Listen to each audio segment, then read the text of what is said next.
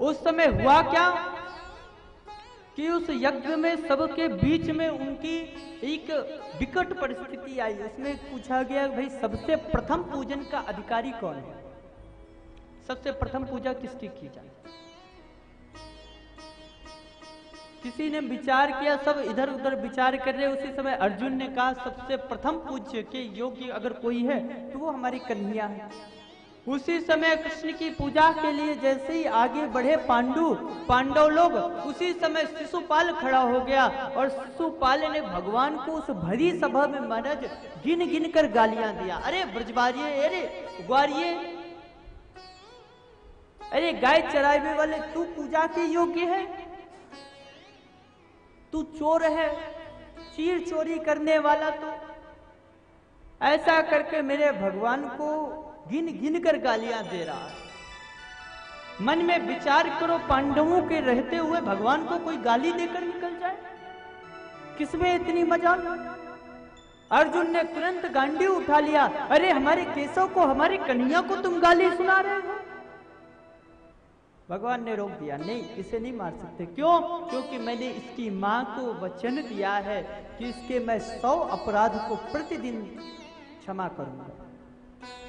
शिशुपाल भगवान को प्रतिदिन 100 गालियां, 99 गालियां देता था और आज भरी सभा में वो गालियां देते देते महाराज उसे भान नहीं रहा और वह पूरी 101 गालियां भगवान को दिया। उसी समय भगवान ने सुदर्शन चक्र निकाला और शिशुपाल धड़ से मस्तक अलग कर दिया। आश्चर्य की बात यह है कि उस समय शिशुपाल का वध करने के बाद उस शिशुपाल की जो जीवन ज्योति है, उसकी आत्मा, वह उसके शरीर से वह ज्योति पुंज निकली और प्रभु के मुखार बिंद में समा गई। युधिष्ठिर ने नारद जी से पूछा, प्रभु ऐसा क्यों, यह तो इतना पापी था और इसे भगवान ने इतनी ऊंची मुक्ति, सायुज्य मुक्ति दी। नारद जी ने कहा, युधिष्ठिर, जो व्यक्ति प्रतिदिन भगवान को पल पल याद करता था, कन्हैया को, गोविंद को हर पल याद करता था, क्या वो किसी भक्त से कम है क्या? भगवान ने उन्हें तुरंत सायुज्य मुक्ति दी। सबसे ऊंची मुक्ति शिशुपाल को भगवान ने प्रदान की। और इतना ही नहीं परीक्षित, भगवान कभी भी भेदभाव नहीं करते। भगवान से रिश्ता जो भी जिस भी प्रकार जोड़ता है, भगवान उसके साथ वैसा ही भाव करते। हिरण्याक्ष का वध भगवान ने सूकर का रूप, 12 का रूप धारण करके हिरण्याक्ष को भगवान ने मारा था। उसी का भाई है हिरण्यकश्यप, जो भगवान से बहुत विरोध करता है, नारायण को परम शत्रु मानता है। क्यों? क्योंकि भगवान ने उसके भाई हिरण्याक्ष का वध कर दिया था। हिरण्यकश्यपु की ने भगवान ब्रह्मा का तपस्या करके ब्रह्मा जी से बहुत ढेर सारे वरदान प्राप्त किए और इंद्र से युद्ध करके महाराज संपूर्ण संसार में विजय प्राप्त कर लिया। उसने विवाह किया देवपुत्री कयाधु से। कयाधु से विवाह करने के पश्चात वह पुनः तपस्या के लिए गया। उसी समय पीछे से इंद्र आया और इंद्र ने उसके चारों पुत्रों को मारकर कयाधु को लेकर जाने लगा। उसी समय नारद जी आए और नारद जी ने पूछा, क्यों ये कयाधु को क्यों ले जा रहे हो? तब इंद्र ने कहा, इस कयाधु से हमें कोई विरोध नहीं है। इस कयाधु के गर्भ से जो बालक उत्पन्न होने वाला है वह बालक हिरण्यकश्यपु का है और यह बालक भी बड़ा होकर हमारा शत्रु बने, इससे पहले हम इसके बालक को मार देना चाहते हैं। उसी समय नारद जी ने रोक लिया, अरे रोको, क्या कर रहे हो? इसके गर्भ में जो बालक है वो तो नारायण का परम भक्त है। तुरंत नारद जी कयाधु को इंद्र के हाथों से छुड़ा कर लाए और अपने आश्रम में रखा और आश्रम में महाराज वह सुंदर कथा सुनाई।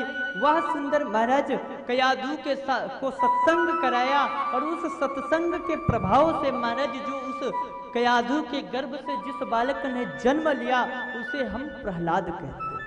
कौन नहीं जानता भक्त प्रहलाद को? भक्त प्रहलाद को सत्संग का महाराज इतना चस्का लगा। और देखिए शास्त्र कहता है जब भी बालक गर्भ में रहे माँ का आचरण जिस प्रकार होगा बालक का आचरण जन्म के पश्चात वैसा ही बनेगा। इसीलिए जब भी बालक गर्भ में हो माँ को ज्यादा सावधान होना चाहिए, पिता को ज्यादा सावधान होना चाहिए।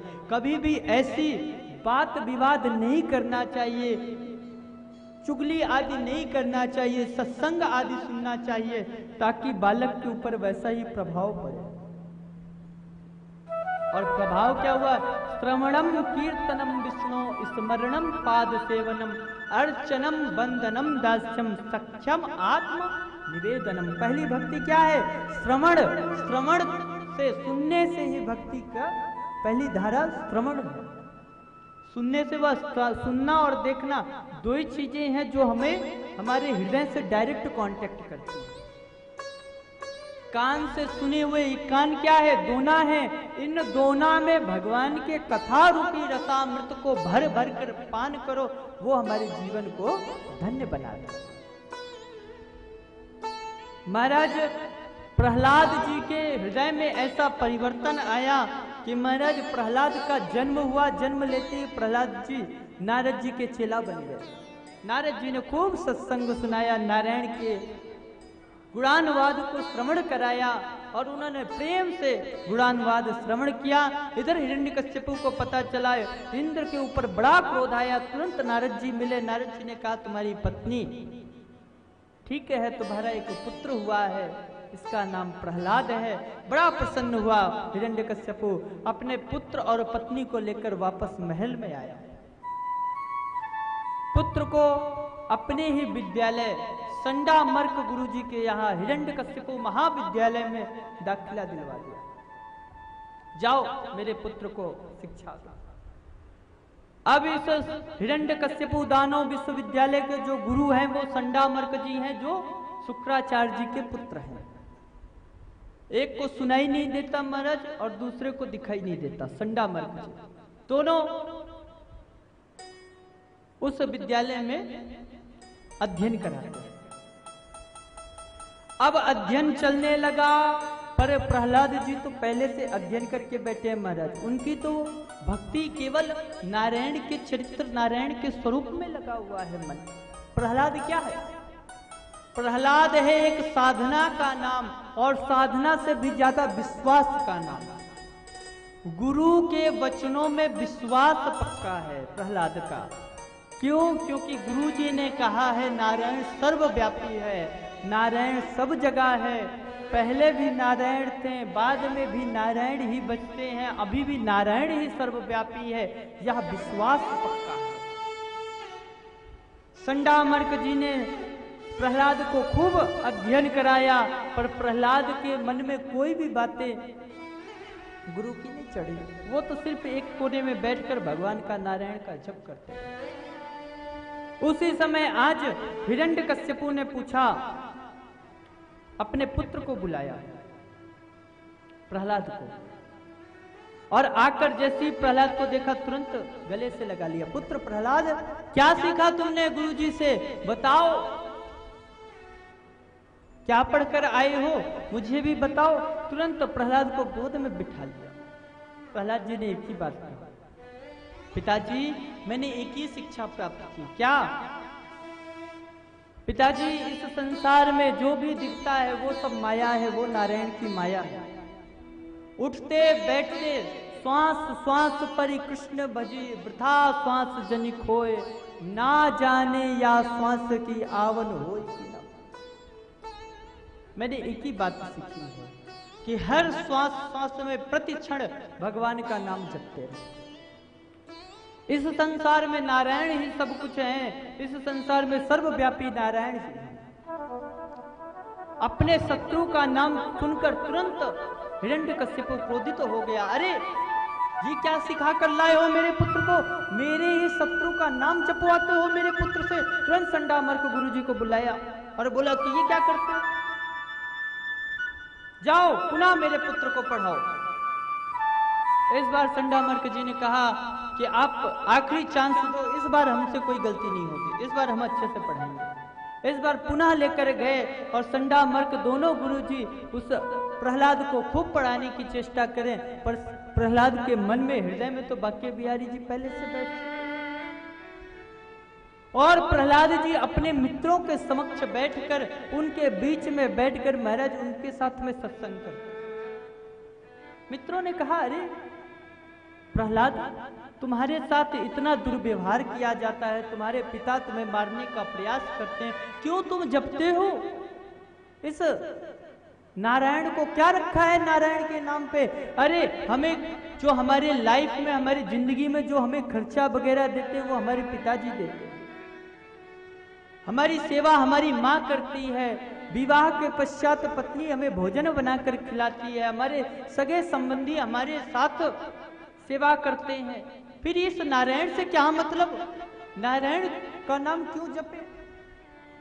उसी समय प्रहलाद जी ने कहा, अरे मित्रों, घरानि भूमो पशवो हि गोष्ठ नारी गृहे द्वारि सखा स्मशाने देहि चितायां परलोक मार्गे धर्मानुरागे गच्छति जीव एषः। अरे मित्र, घरानि भूमो पशवो ही गोष्ठे नारी गृहे द्वारि सखा स्मशाने। अरे मित्र, इस संसार में अकेले आए हो, अकेले जाना पड़ता है। किस पत्नी किस बच्चे की बात करते हो? पत्नी द्वार तक जाती है, रिश्तेदार शमशान तक जाते हैं, उसके बाद की यात्रा तो हमें अकेले ही करनी पड़ती है। तो किसका नाम जपें? अरे यह संसार की माँ है, सांसारिक लोग हमारे इस शरीर के माँ बाप हैं, शरीर के पुत्र हैं, शरीर के भाई बंधु हैं, इनके अकेले आए हो, अकेले जाना पड़ेगा, क्यों इनको जपना? तो बोले क्या करना चाहिए? बोले उस नारायण को जपो जहां हमें मृत्यु के पश्चात जाना है। अरे जीवन तो क्षणभंगुर है, इस संसार में हम एक रंगमंच पे आए हैं और रंगमंच पर आकर महाराज जैसा भगवान ने हमें जैसी जो रोल हमें भगवान ने दिया वो हम रोल अदा कर रहे हैं। पर इस संसार की जहां पर व्यवस्था समाप्त होती है, जहां संसार मदद करने का भी व्यवस्था समाप्त हो जाती है, जहां संसार मदद नहीं कर सकता, वहां हमारे बाके बिहारी जी मदद करते हैं, कन्हैया मदद करते हैं। तो क्यों हम जपे इनको? संत जन गाते हैं,